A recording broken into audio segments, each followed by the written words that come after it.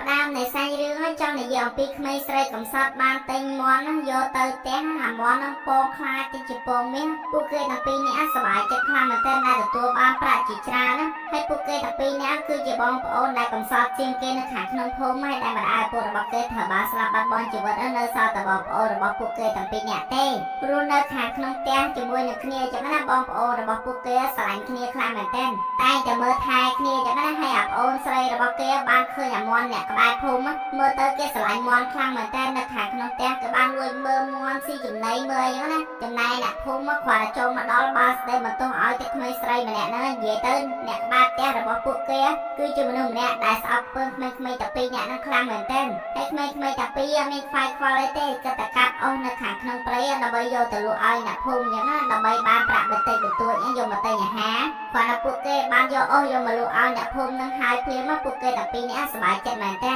ដើរនៅខាងក្នុងផ្សារយ៉ាងរីករាយតែម្ដងមកទទួលបានប្រាក់បន្តិចបន្តួចទេយកទៅផ្ទះវិញដើម្បីទិញអាហារបន្តិចបន្តួចបានឃើញអាមាន់មកក្បាលដែលត្រូវបានគេដេញតាមចាប់ចឹងណាក្មេងស្រីនឹងស្រឡាញ់មាន់ចូលចិត្តមាន់ខ្លាំងមែនតើពេលដែលឃើញមាន់មកក្បាលដែលត្រូវបានគេធ្វើបាបចាប់យកចូលទៅខាងក្នុងទ្រុងហើយភ្លាមក្មេងនោះបានឃើញអាមាន់នោះចង់បានខ្លាំងមែនតើចំណែកអ្នកលក់មាន់គាត់ឃើញពួកគេបានមកញ៉ៃនៅកន្លែង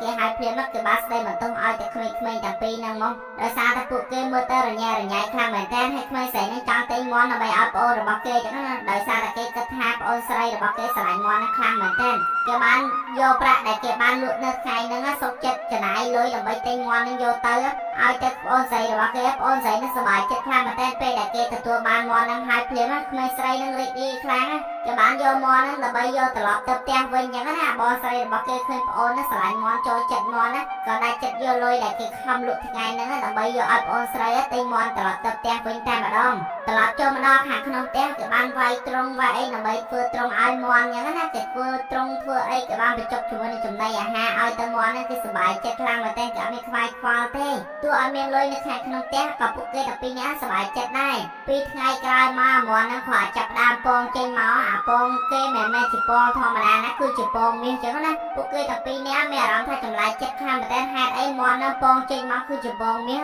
ធ្វើឲ្យពួកគេតែពីរនាក់ចាប់ដើមភ្ញាក់ផ្អើលខ្លាំងមែនតើមានអារម្មណ៍ថាអស្ចារ្យខ្លាំងពងមាសចេញមកពួកគេតែពីរនាក់ចិញ្ចឹមមាន់ហ្នឹងមានផលប្រយោជន៍ខ្លាំងក្លាពួកគេសប្បាយចិត្តរីករាយដែលទទួលបានជាមួយនឹងពងមាន់មាសហ្នឹងគេនឹងខ្លាចទៅជាអ្នកមានអញ្ចឹងណាចំណែកអ្នកចិត្តខាងគាត់ឃើញបែបហ្នឹងហើយភ្លាមហ្នឹងមានអារម្មណ៍ថាចិត្តលោភលន់ណាឃើញបងប្អូនរបស់ពួកគេទាំងពីរនាក់មានប្រាក់ជាច្រើននៅខាងក្នុងផ្ទះទទួលបានប្រាក់ជាច្រើនអញ្ចឹងណាគេសប្បាយចិត្តគេរីករាយខ្លាំងមែនទែនគេបានយកលុយដើម្បីយកមកទុកអញ្ចឹងណាចំណែកអ្នកចិត្តខាងគាត់គិតបែបហ្នឹងមានបំណងអាក្រក់លើពួកគេទាំងពីរនាក់ចាប់ដើមមកយំយែកនៅខាងក្នុងផ្ទះចង់បានមាន់ហ្នឹងយកទៅចិញ្ចឹមអញ្ចឹងណាមកខ្ចីពួកគេតែពីរនាក់បានចាប់ដើមយំធ្វើបលលំតួទៅក្មេងៗតែពីរនាក់ក្មេងៗតែពីរនាក់បានចាញ់បោកជាមួយនឹងនារីចំណាស់ដែលនៅក្បែរផ្ទះរបស់ពួកគេតែម្ដងដោយសារមើលទៅគួរអាណិតខ្លាំងពេកគាត់តែគេឲ្យខ្ចីយកទៅមើលថែទៅណាតែមិនតាន់បានប្រមាណគាត់បានមាន់នឹងហើយព្រាមរីករាយខ្លាំងមែនទែនយកជាមួយនឹងចំណីអាហារដែលពួកគេបានឲ្យមាន់នឹងស៊ីរាល់ថ្ងៃយ៉ាងណាយកចំណីអាហារយកទៅឲ្យទៅមាន់ហ្នឹង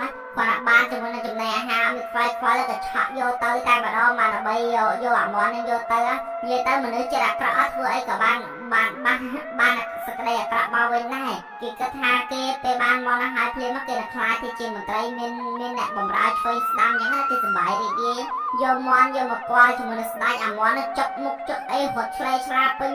ព្រីជាវាំងអញ្ចឹងណាដេញតាមចាប់មាន់ណាគាត់អាមាន់នឹងចាប់ដើមពងចេញមកមិនមែនជាពងមាសណាគឺជាពងមាន់ធម្មតាដូចជាមាន់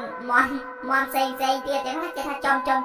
នារីម្នាក់ណាហ៊ានសំបីតែកុហកស្ដេចផងមានណាស្ដេចខំខ្លាំងមែនតើឲ្យមន្ត្រីចាប់នារីម្នាក់ហ្នឹងយកទៅប្រហារជីវិតមានមកសុំវល់ថាក្មេងៗតែពីរមានអាពងមាន់មាសចេញមកអញ្ចឹងណាស្ដេចចង់ដឹងថាក្មេងៗតែពីរហ្នឹងមានពងមាន់មាសមែនអត់បានហៅក្មេងៗតែពីរដើម្បីចូលមកគាល់ហើយក្មេងៗតែពីរបានមកគាល់ជាមួយនឹងស្ដេចដែលនៅខាងក្នុងហ្នឹងអញ្ចឹងណាពួកគេបានជូនជាមួយនឹងពងមាន់មាសហ្នឹងទៅស្ដេចតែម្ដងមកដើម្បីឲ្យស្ដេចហ្នឹងគ្រប់គ្រងជាមួយនឹងពងមាន់មាសរបស់ពួកគេទាំងពីរនាក់ហើយក្មេងៗតែពីរនាក់ក៏សប្បាយចិត្តដែរបានរស់នៅខាងក្នុងភូមិយ៉ាងមានក្តីសុខតែម្ដងមកគ្មានតែគេធ្វើបាបក្មេងៗតែពីរនាក់ហ្នឹងទៀតទេ